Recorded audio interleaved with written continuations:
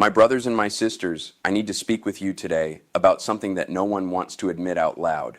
You were taught to believe that working hard is enough, that enduring is victory, that surviving is already an achievement.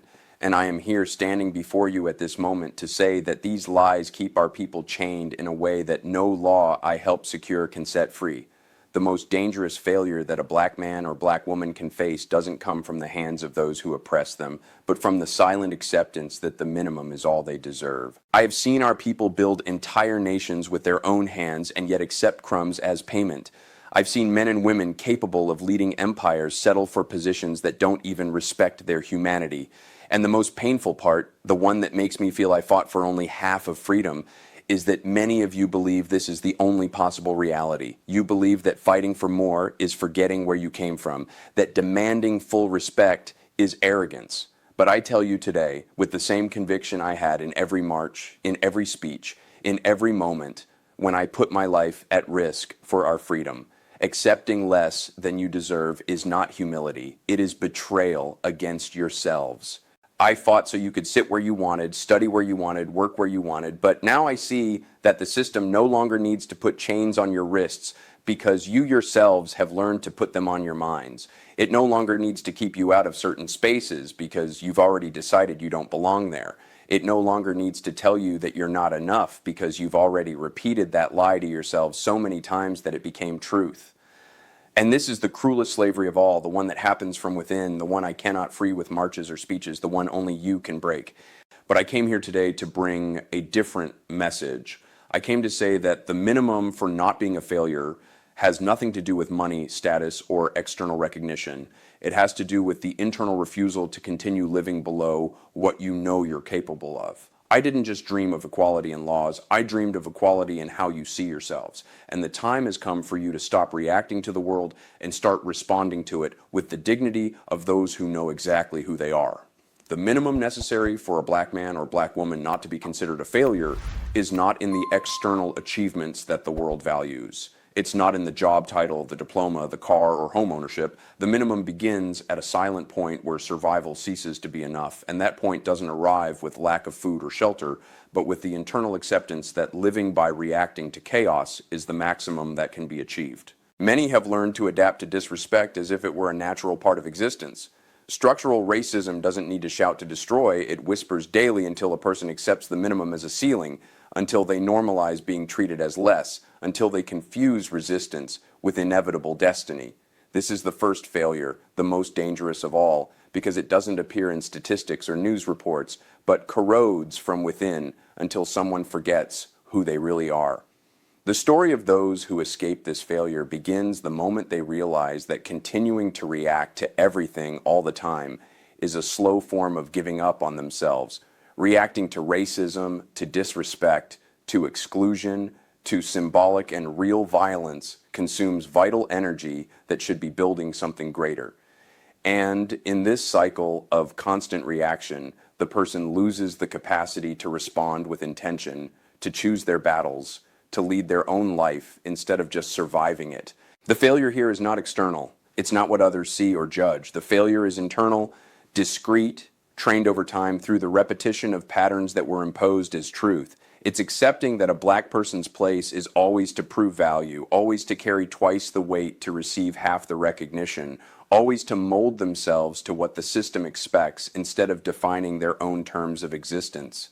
And this training starts early, in small things, in the comment that should have been confronted but was swallowed, in the racist joke that drew a forced smile instead of a firm response, in the space that was occupied by someone else because it seemed easier to retreat than to claim what was rightfully yours. Each of these situations in isolation seems insignificant, but added up over years, they build a scarcity mentality, a deep belief that the minimum is all you can have. The greater danger is not in explicit violence, but in the silent violence that convinces someone that fighting for more is pretension, is arrogance, is forgetting where you came from. This narrative creates entire generations who work hard, who wake up early, who fulfill all their responsibilities, but who internally have already given up on occupying the spaces they deserve, have already given up on demanding the respect that should never have been negotiable, have already given up on building a life that goes beyond mere survival. And in this silent abandonment of themselves, failure installs itself not as an event, but as a permanent state of being. Over the years, emotional maturity becomes an inevitable choice for those who decide to leave this permanent state of reaction. It's not about swallowing everything in silence, as many were taught to do. It's not about accepting disrespect with a smile on your face while anger burns inside. True emotional maturity is learning to respond without losing yourself in the process. It's developing the capacity to choose how to react instead of being controlled by external circumstances. There is a profound difference between being hardened because life demanded it and being whole because someone decided to truly grow. Many Black people carry a hardness that was forged in pain, in rejection, in the need to protect themselves in a hostile world. This hardness functions as armor, keeps the person standing, prevents them from being destroyed by daily violence. But the armor that protects also imprisons. And there comes a moment when you must choose between remaining hard or becoming whole, between keeping defenses raised forever or learning to lower them in the right places with the right people at the right moments. Unresolved emotions begin to drive decisions without the person realizing it. The accumulated anger from years of injustice starts appearing in places where it shouldn't, with people who don't deserve it, in moments that don't justify it. The fear of not being enough, planted by a system that always said Black people weren't good enough, begins to sabotage opportunities before they're even explored. The deep sadness of carrying a weight that should never have been yours transforms into apathy, into silent resignation, into resigned acceptance that maybe things will never really change. And these unresolved emotions don't just affect decisions of the moment, they shape entire relationships, define who enters and who leaves someone's life, determine how much love that person believes they deserve, how much respect they're willing to accept, how much space they allow themselves to occupy. Emotions stored for years become repeated patterns, and these patterns become destiny if no one decides to interrupt them. Leading one's own life begins the moment someone takes responsibility for what they feel, without outsourcing blame or repeating inherited patterns. It's easy to blame racism, blame the system, blame history, and all these things are real, are oppressive, are part of the problem. But taking responsibility doesn't mean denying these realities. It means choosing what to do with them. It means stopping waiting for the world to change to start changing yourself. It means recognizing that even within an unjust system, there are still choices to be made about how to respond, about what to accept, about where to put your energy. Respect completely changes in meaning the moment it stops being something asked for and becomes something sustained by one's own presence. Many Black people spend their entire lives asking for respect, explaining why they deserve to be treated with dignity, justifying their humanity as if it were negotiable. This constant asking wears down, exhausts, empties a person from the inside out. True respect is not won through pleas or social performances designed to please those who never wanted to respect in the first place. Real respect is sustained through coherence between word, action, and boundary. It's no use talking about dignity and accepting being treated as disposable. It's no use demanding respect from others while not respecting yourself enough to establish clear limits about what is acceptable and what is not. Every time someone tolerates disrespect out of fear of being alone, out of need for approval, out of fear of being seen as problematic or difficult, that person is teaching the world to treat them exactly in the way they say they don't accept. People who evolve internally understand that respect begins with what you tolerate. It begins in the small things that are let pass because they seem insignificant, but that build a pattern of accepting the unacceptable. It begins in the racist comment that is ignored to avoid conflict. It begins in the stolen opportunity that isn't questioned because it seems easier to seek another. It begins in the inferior treatment that is accepted because confronting would require a courage that hasn't yet been developed. And these tolerances accumulate, creating a dangerous comfort zone where disrespect becomes normal, expected part of daily life. The person begins to believe this is the price of maintaining relationships, of keeping jobs, of keeping the peace. But peace built on the foundation of self-denial is not peace, it is disguised surrender. And in this surrender, something essential dies a little each day. Personal leadership doesn't appear in loud discourse, in public declarations about self-esteem, or in inspirational social media posts.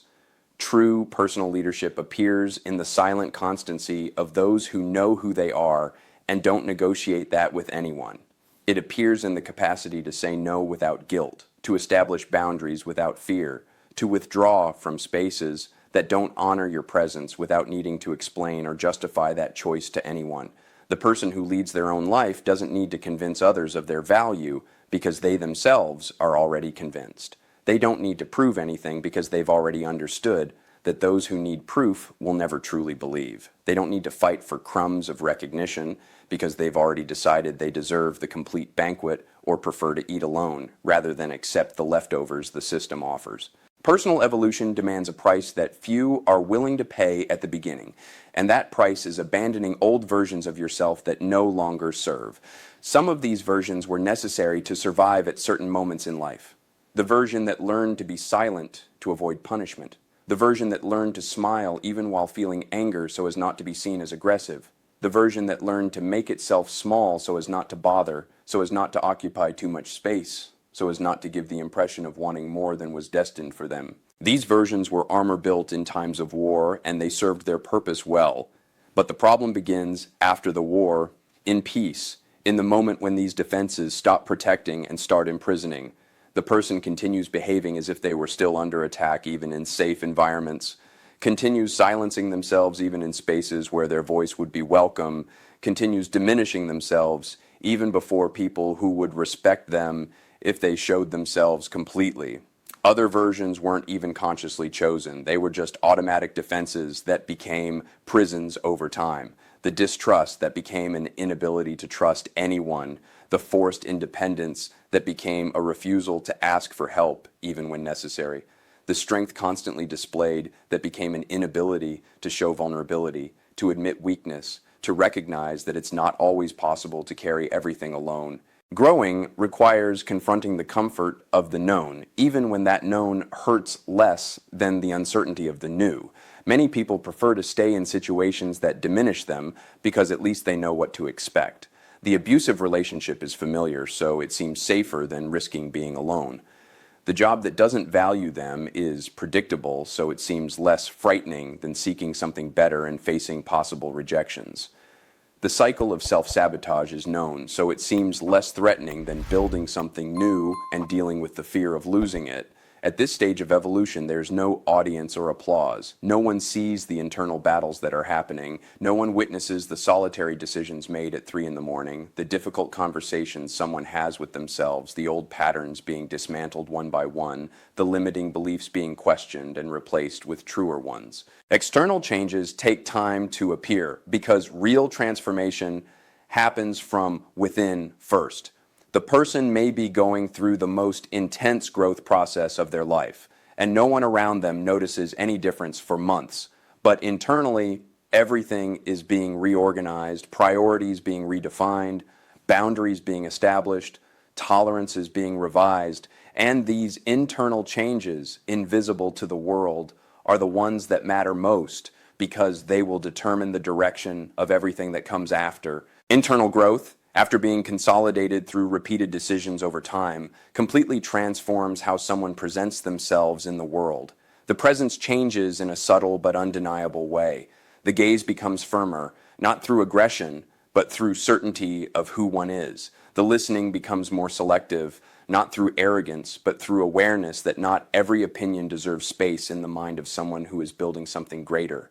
Time begins to be respected differently, not as an infinite resource to be wasted on people and situations that drain energy without returning anything of value. At this point in the journey, the rush to prove anything to anyone disappears. The need for external validation, which once controlled so many decisions, loses strength before the internal validation that was being built step by step. The person who has reached this point no longer needs to convince anyone that they're capable, that they deserve respect, that they have value. They simply know, and this knowing is reflected in every movement, in every choice, in every word that is said or left unsaid. There's also no space left to compete for recognition or vie for attention in environments that don't honor what they bring. The energy that was once spent trying to fit in, trying to be accepted, trying to prove they belonged in certain spaces is now directed toward building their own spaces or choosing with discernment where it's worth being. Personal leadership is expressed in how someone walks through places without asking permission to exist, but also without forcing presence where it's not desired. The way this person speaks also changes radically. Words become heavier because they carry clear intention. They're not thrown to the wind, hoping someone will catch them and give them meaning. There's no room left for empty conversations, for promises that won't be kept, for false agreements designed only to maintain appearances. Speaking becomes an act of responsibility, and so does silence, because both are now conscious choices instead of automatic reactions to the environment. And choice, this capacity to decide instead of simply reacting, becomes the main mark of those who have evolved internally. Choosing where to place attention, choosing with whom to share time, choosing which battles are worth fighting and which should be ignored because they lead nowhere. Choosing what to tolerate and what to refuse without hesitation.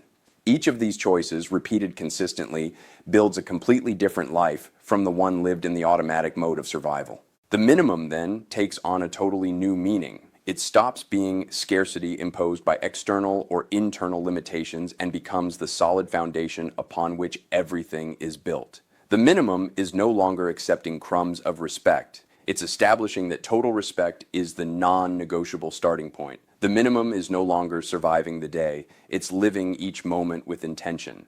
The minimum is no longer reacting to the world, it's responding to it with clarity about who you are and where you want to go. And all of this is not done to please the world, to receive recognition, to be applauded by those who would never understand the process, even if explained in detail. All of this is done to never again abandon yourself, to never again accept less than you deserve, to never again confuse survival with a full life. So I ask you now, how much longer will you accept the minimum as a ceiling? How many opportunities will you let pass because you've already decided you don't deserve them? How many times will you silence yourself where you should speak? Will you smile where you should refuse? Will you accept disrespect because confronting seems harder than swallowing it?